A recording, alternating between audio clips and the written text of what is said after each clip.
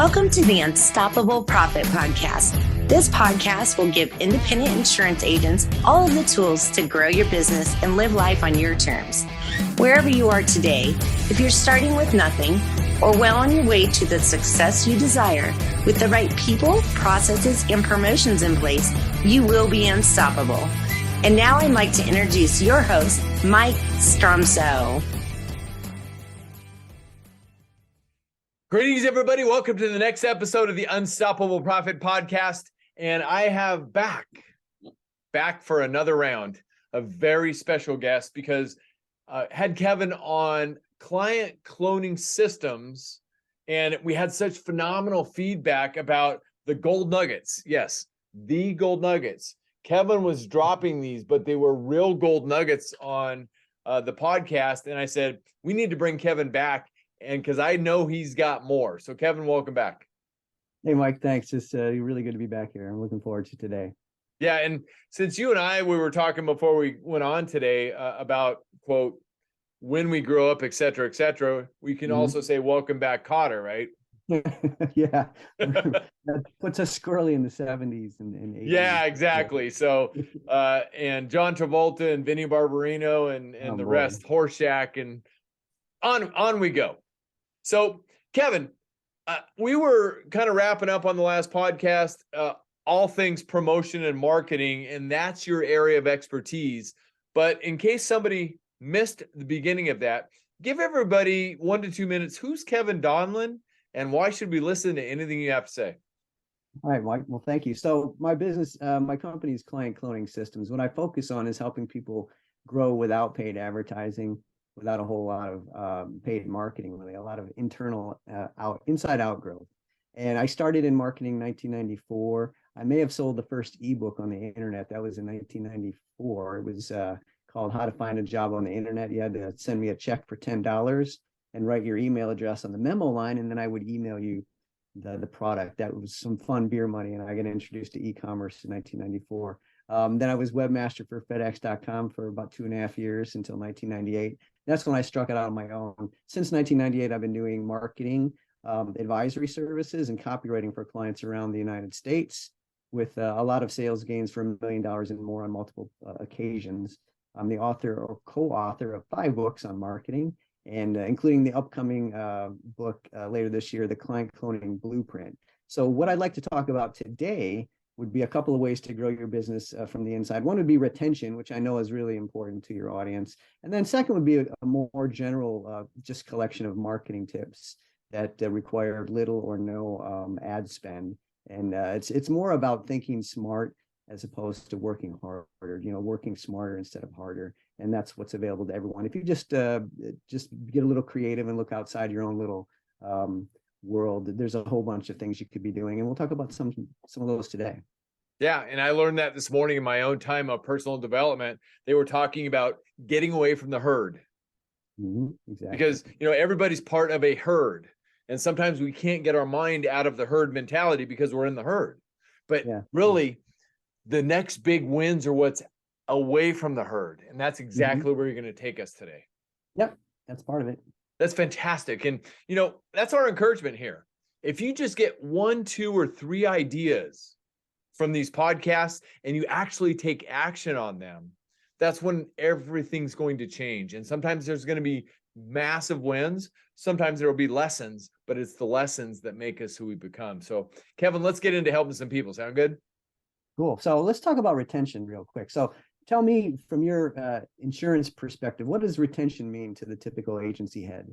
How much of a big deal is retention?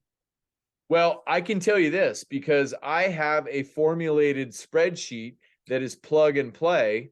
And if we put in $500,000 in revenue as the annual commission income in an agency, and they move the retention number from 85% to 89%, that will mean over a 10-year period. Let me think about this for a minute. It could mean as much as $300,000 to $400,000. And if they move the needle from 85 to say 89 to 93, 4 more points, double that. So that's another $700,000 to $800,000. And Yeah. I've seen that same example on $1 million commission income agency. Uh-huh. So they moved the needle from 85 to 89. That's probably at least, I've seen it as high as $800,000-900,000 and more. Jeez. And you move it from 85 to 93. I've seen it over $2.1 million in additional commission income over a 10-year period. So we're talking about basically funding your retirement. If you let those funds, accrue for 10, 20 years, that's what it is, right? We've just funded your retirement. Or paying the tax bill once you decide to move on. One of the two. Yes. So it's a big funding deal. their retirement. Absolutely true. But I mean, it's good to have all that extra money. And the thing is, it's the investment. Uh-huh.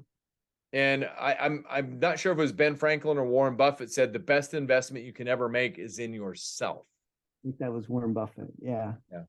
So about retention, let me talk to you about my insurance agent. He's a State Farm guy. And I've heard from so many people, you're probably overpaying. You're probably overpaying. Yeah, I know. I have a 10th grade education. And I say, you know what? I really like Marty. I've had other agents. I just like the guy. I call and everyone's friendly. It has nothing to do with insurance. It's nothing to do with money, premiums. I don't know. I don't know what I'm paying. I just know that when I got a problem, I call Marty and he fixes it. I've known the guy for over 10 years. So the simplest thing you could do to increase retention in my book is to be connected to your clients in a personal way. Retention is a form of connection. We're retained by a business if we're connected to them. If you think about it, if you're a free agent, you're off looking for another agency. If you're a free client, if you're connected, you're retained. And so what connects you to other people, it's not the price 9 times out of 10. The price is often secondary. It's usually secondary. You and I were talking earlier, a lot of the things that connect you to other people are personal. So you and I were talking, and I got to look at your office there, and just quickly I saw an Oakland Raiders helmet. And that was like cool for me because I'm from Detroit. I'm not from California, but growing up in the 70s, as we just talked about earlier, the Lions have been bad since 1957 was their last championship. They've been garbage. They just got good in the past year. So growing up, I was actually an Oakland Raiders fan. There's no way on earth you could have known that at all. But it made me, I was just showing you this scientific graphic. Here's how much more I like Mike now because he's a Raiders fan growing up like me. It's unexplainable. It's totally irrational, but I like Mike more now because we shared we were fans of the Raiders back in the 70s. How weird is that? So can you plan for that? No, but you can make it happen more predictably if you just put more of yourself out there to your clients. Whether it's the simplest place in the world is your about page on your website. Mm-hmm. It can also be on your LinkedIn profile. Put in things about you personally. You don't have to tell your whole life story. You don't have to overshare.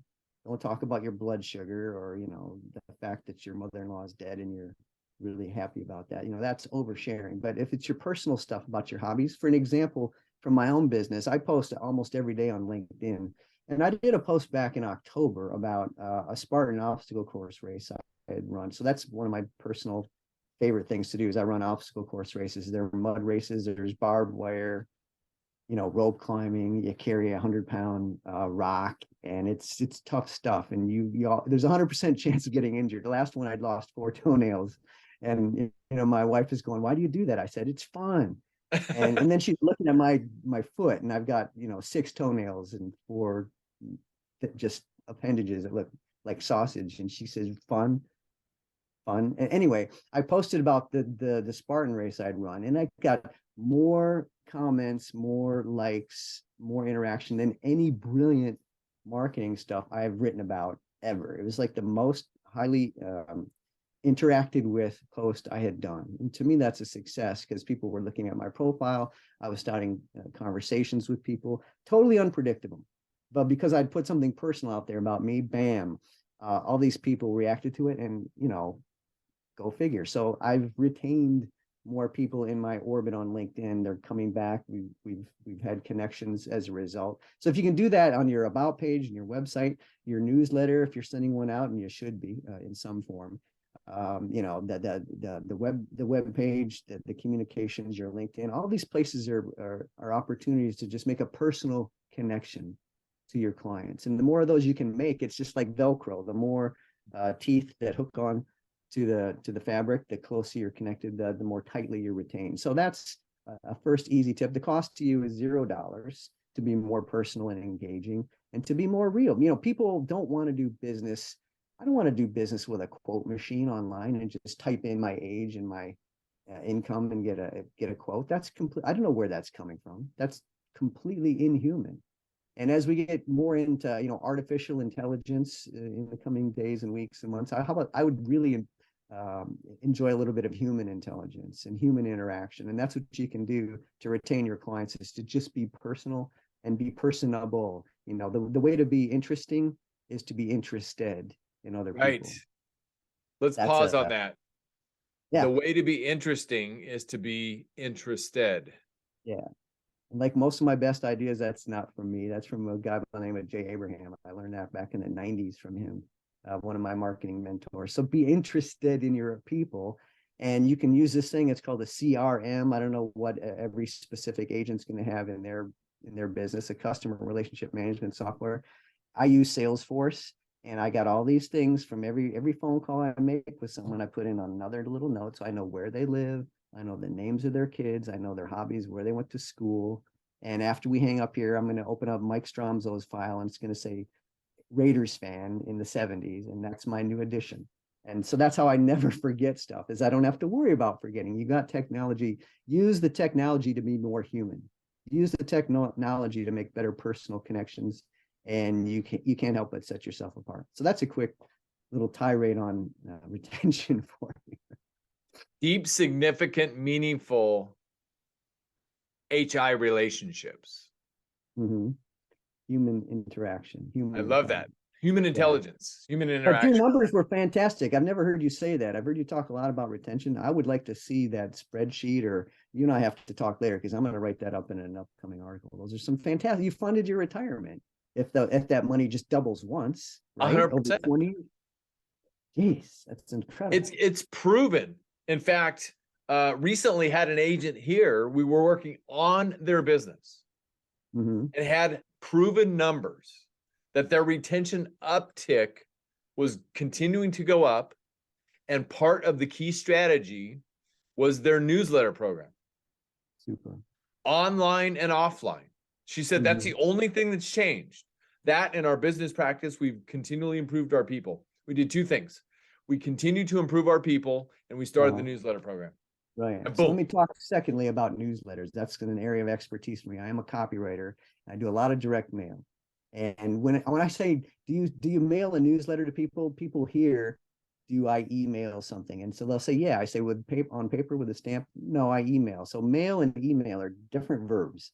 And certainly you can and should use email as a supplement to your offline, to your print newsletter.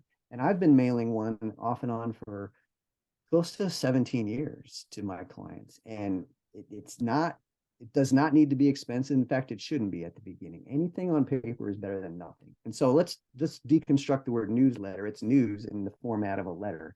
So news can be about insurance industry developments, and that's fine and good. But we just spoke earlier about making a personal connection. So I want to challenge anyone's idea about what should go in a newsletter, and really challenge you to put about 50 to 70% personal information in the newsletter, and about 20 to 30% about your industry. Because just think of the most boring newsletters you get. They're 100% industry related. And I'll tell you one that almost everyone gets. If you've got a CPA, you get something from your CPA every quarter, and it goes straight in the recycling bin for me, because it's all about taxes. And I pay you to think about taxes so that I don't have to think about tax. You're just completely missing the boat here. So if you want to tell me about insurance industry developments, no, because I pay you to do that for me. Now, if you want to tell me about a way to save on my boat insurance that I may not know about, cool, I'm up for that. But don't tell me about something in Congress that's going to impact my prices, because I don't want to ever hear about Congress. And I want you to do that thinking, that's like sausage making. Hey, come watch me make the sausage. No, I would rather just have the sausage. Thank Right. you. So, don't invite your clients in to watch you make sausage, I guess is my strategy. Right. Just develop that. And the way to make a personal connection with people in your newsletter. So this is the second part now. Letter. I write mine in the format of a letter. I certainly do some, nice layout tricks to get more text on the page. But if you do nothing else and write a letter to people, maybe with some headlines so that they can read through it quickly, a letter is better than nothing at all. And a letter is often going to be more personal than something fancy laid out that you can get from a template or from a company that does your newsletter for you. Oftentimes those stories are written, overseas or by people who have nothing to do with you or your clients. There's a lot of stuff in there about, 10 ways to make a quilt. Fine, I suppose there's some people want to read that, but include things. And if you're stuck for what to talk about, interview one of your best clients. If you have a client of the month in your newsletter, it'll get incredible readership because everyone's going to be looking to see if they've made it this month. And more importantly, it's the reason why People magazine sells so much. It's people, it's not insurance magazine. It's People magazine. So if you can make your own little version of People magazine, you're off to the races. And why stop there? What I do is I'll thank clients who have just sent me a referral the past month. And this does a couple of things. It gives people recognition. It also trains them to know that, hey, Kevin gets referrals. Maybe Kevin's doing something right. And it's a reward to see your name in print like that. Is a reward. I could send them money, but they'd rather, it's just as good to get recognition. People love to be appreciated for things. My wife she just got a big award for Delta. She works for the airline. And she was showing it to me on her phone, and she was skipping around the house because she got recognized by her big faceless company that's got, hundreds of thousands of employees. I don't know how many people Delta Airlines has, but she's still I can hear her upstairs skipping around on the floor. Not really. That was 5 minutes ago, but she is over the moon because she was appreciated and recognized. You can do the same for your clients. Just put their names and any excuse will do. Hey, they have a new house. Congratulations on an anniversary. It's there in your database, probably. If you call up your people and ask, can I put you in the newsletter? What are they going to say? They're going to say, sure, that's great. And so you've started a conversation. So don't stop at just referrals. Find an excuse to feature your clients in your newsletter, and you can cycle through your whole book of business probably in a year or two that way. So have one of your people do that in their off time. So and the bottom line is, if you cycle through, what do we do when we get to the end? Start over again, because they're not going to remember. We get it in our head that, we already did it once. They're going to remember. Right. Kevin, as well as they don't care that much about you.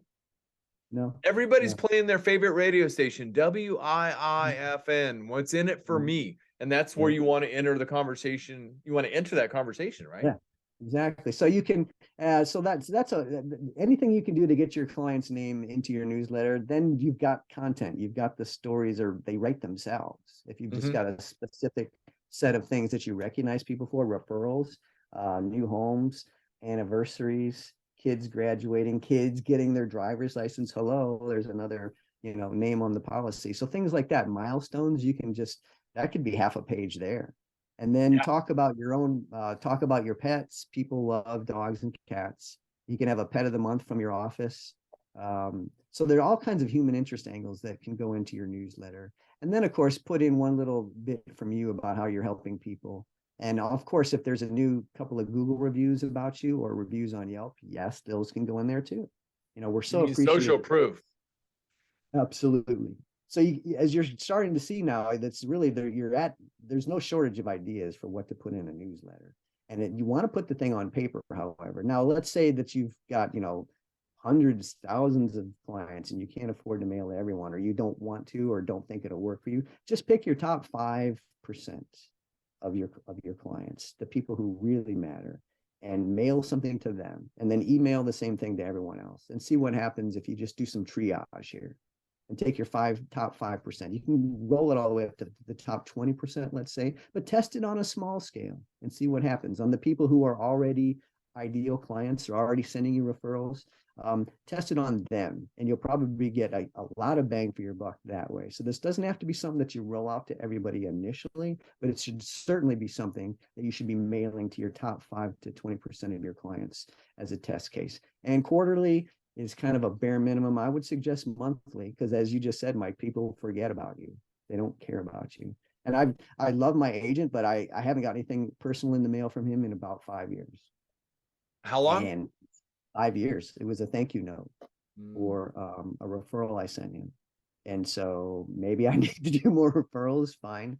But I can't recall anything in the mail from him. I'm not in a hurry to leave, Marty, but he could be doing that a little bit better. Got it. Well, if you ever are, just let me know. I know lots of people in and around the country. So let me give you one 30-second sidebar, and then we'll wrap up this idea about retention. I had a life insurance policy from an agent who lived down the street from me.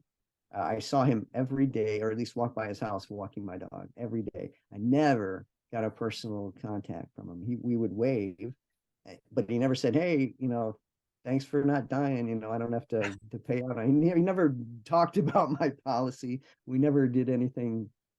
He was a good guy, but he was not personal with me. He never made contact or anything. And I switched. I rolled my life insurance. I switched it over to Marty's agency. I gave him that because I never got appreciated. I never got recognized. And how can you lose a client who lives 10 houses away from you? Well, he did.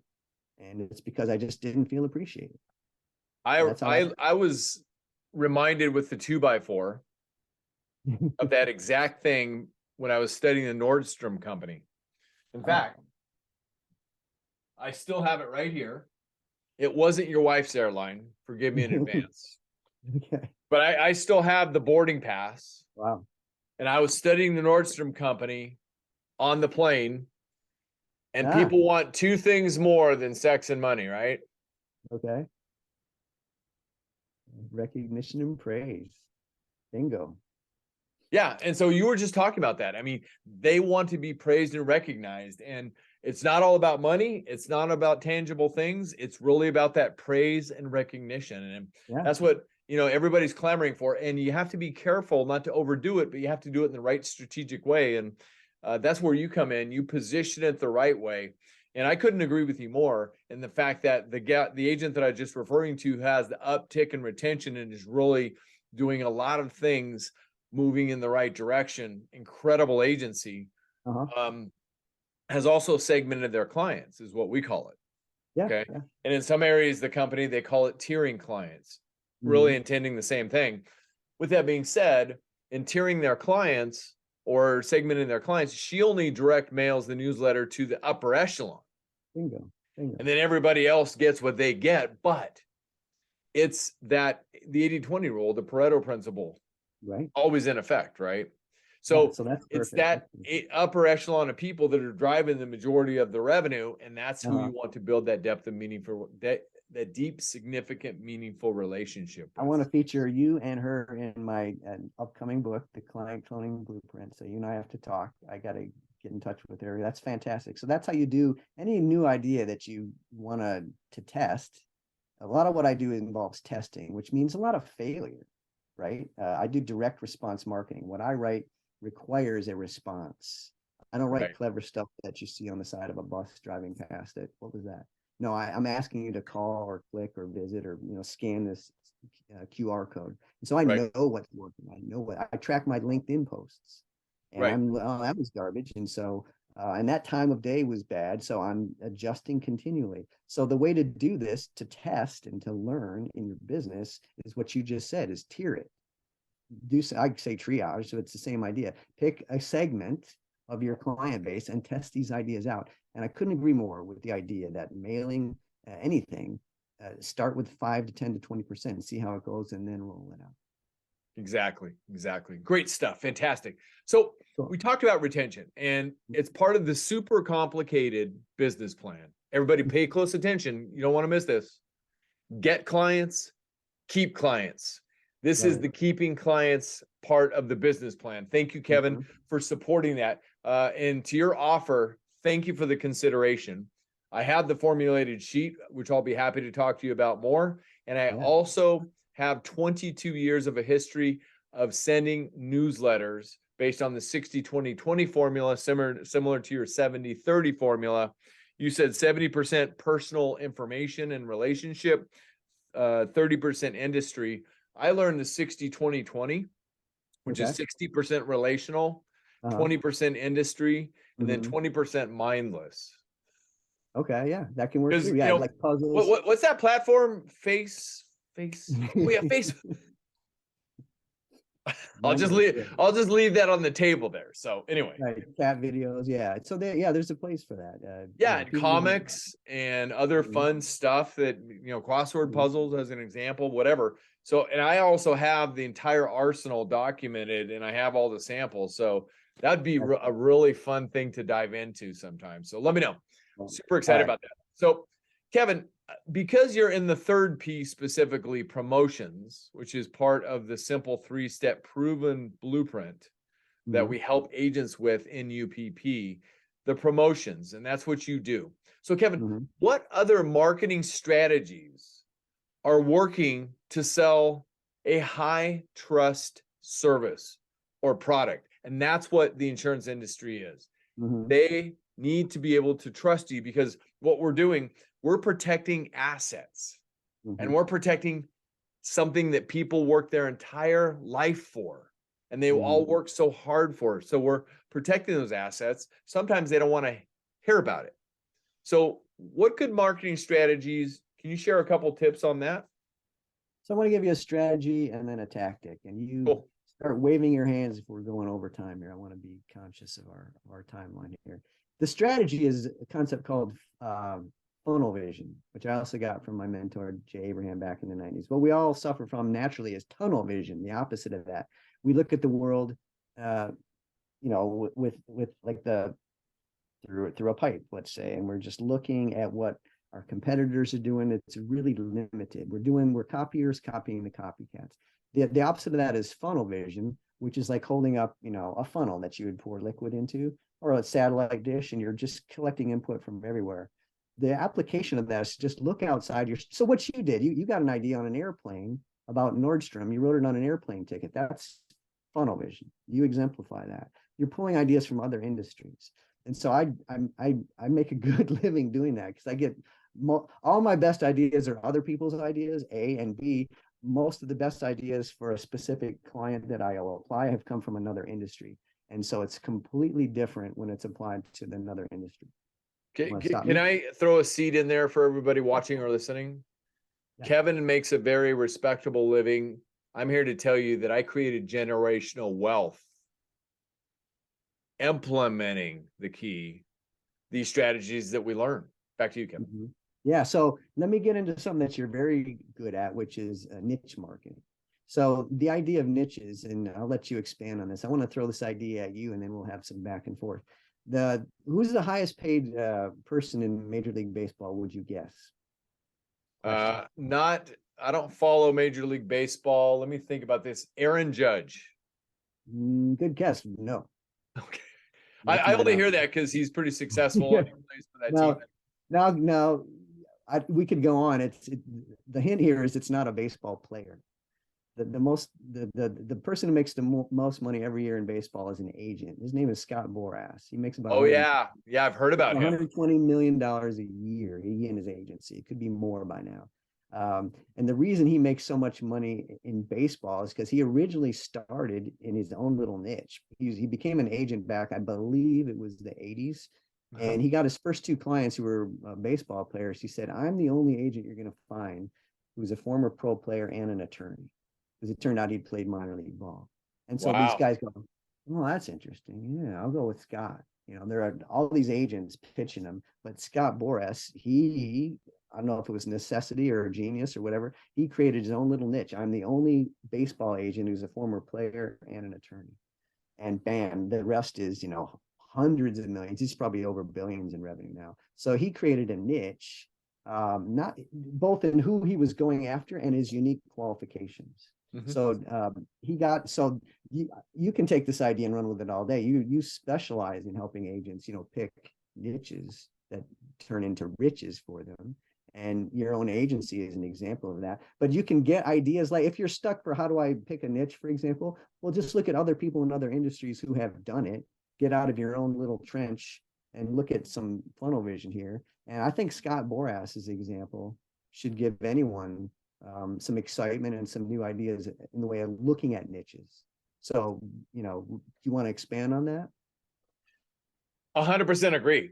When you stay in funnel vision, and classic case in point, one of my partners that teaches agents about niches, his name is Chris.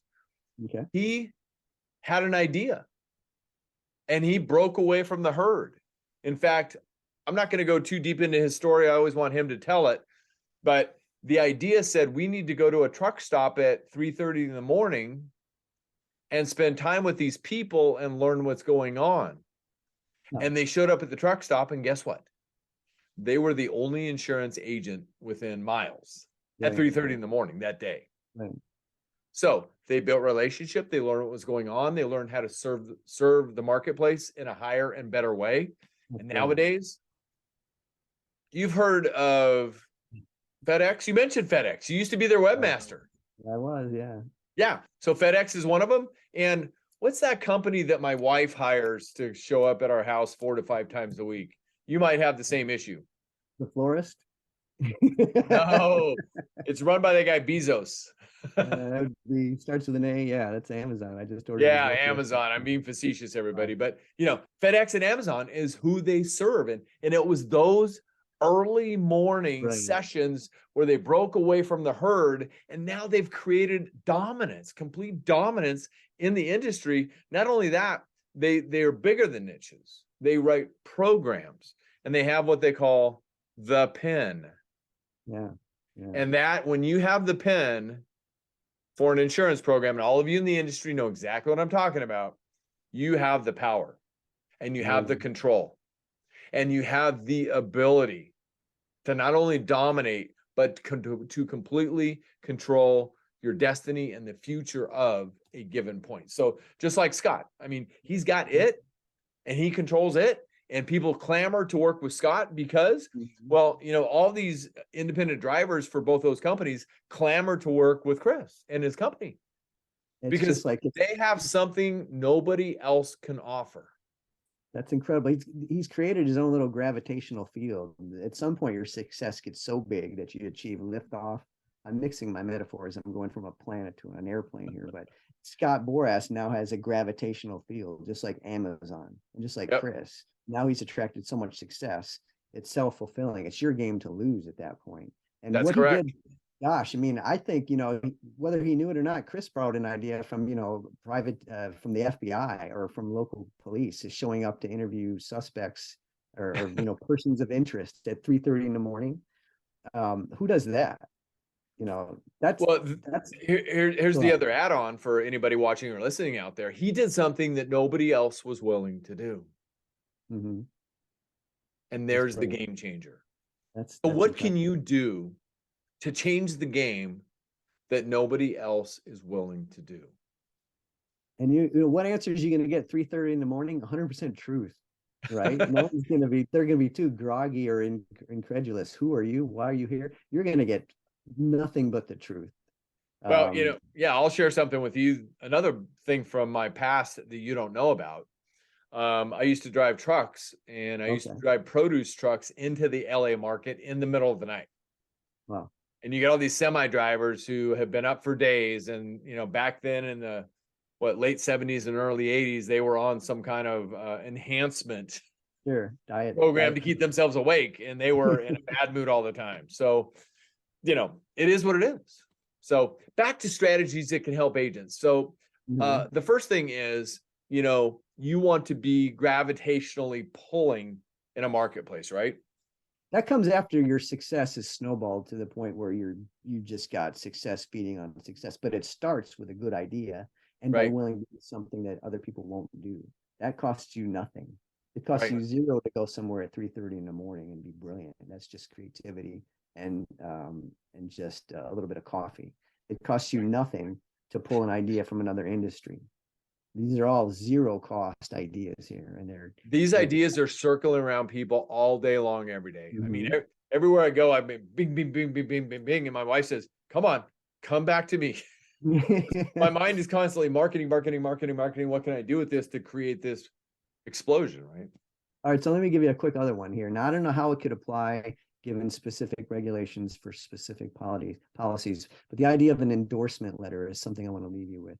I advised an insurance agent about 10 years ago, and he was telling me about he was on a run of selling life insurance just hand over fist. And he said it happened because he had a story that just happened a few weeks earlier. Guy came into his office, quoted him a policy, and he said, I want to think about it. He drove home, and a day or two later, he was killed in a car accident. And his family had to relocate. They had to downsize their whole lifestyle because they couldn't afford to live the way they had been doing. And, you know, their life was upended, and it was a terrible story. And it was the guy who could have bought a policy and should have, but he didn't. He wanted to think about it. So he turned this into a little story. And it wasn't particularly well written, but the ideas were so powerful, it didn't have to be. And he started sharing this with prospects who came in. He started closing policy after policy. And the story did the selling. So the concept was, a client's, this is not a success story. It's the opposite of a success story. A client having an incredible failure in their life. And it wasn't even a client, right? The guy hadn't bought the policy. So a story of the outcome that was so horrific, and it sold these policies. Well, that's kind of an endorsement by another name. It's a warning sign, right? And so I said, are you mailing this to people at all? He said, well, just to a couple people. I said, could you maybe mail? And he ended up mailing it to more people and closed a lot more policies. Now, I don't know what the legal requirements are for different policies in different states. But what I've done in my business, B2B, is I have taken one client who they were stuck. They had no sales going on. It was right after COVID.